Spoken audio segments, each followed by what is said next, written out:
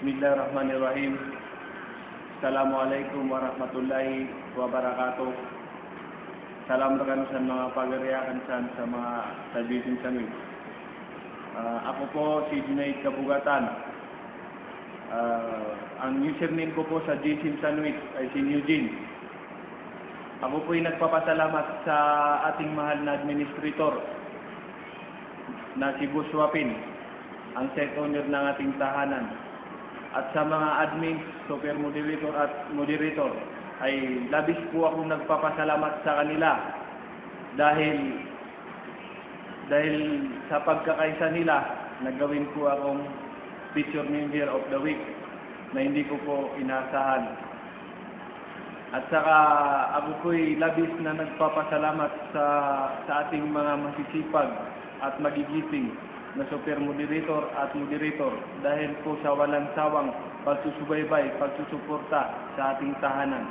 Lalong-lalo na yung mga moderator dyan na araw-araw nakababad sa bawat section para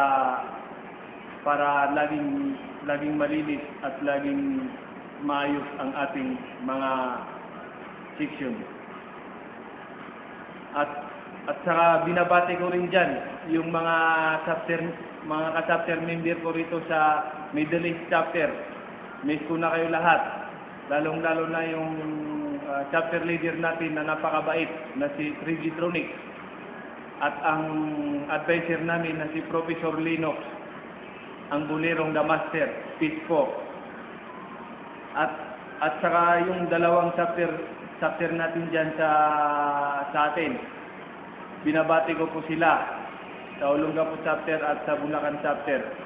Dahil po sa Olongapo, ay dyan po ako kauna-una natuto gumawa ng cellphone since 2003 po. At saka sa Baliwag naman, ay hanggang ngayon, dyan po ako naninirahan.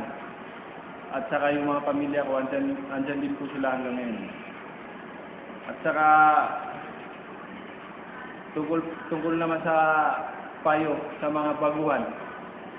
Ito lang po ang mensahe ko po para sa mga baguhan dahil sa naging baguhan din po ako.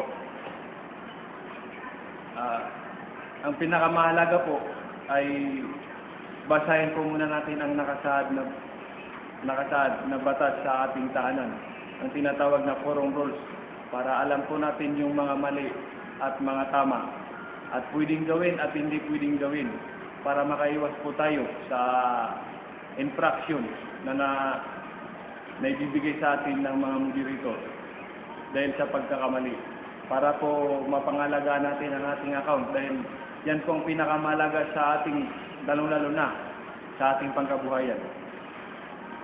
At saka pinakamahalaga po sa isang technician ang maging behave po. Wag po laging pasaway. At saka po, mas mabuti po kung laging nag-share paminsan-minsan. Kahit kunting reference man lang o kaya solution na natutuklasan ay sana po ay may bahagi natin. Lalong-lalo na po sa mga baguhan. Ay yan po ang kailangan nila. Dahil ang mga baguhan po ay kailangan nila po ang tulong ng mga magagaling nating The Master para po masolusyonan ang mga problema nila. At saka hanggang dito na lang. Mabuhay GSIM Sanwit. Mabuhay tayong lahat. Assalamualaikum warahmatullahi ta'ala wabarakatuh. Thank you all. Allah bless.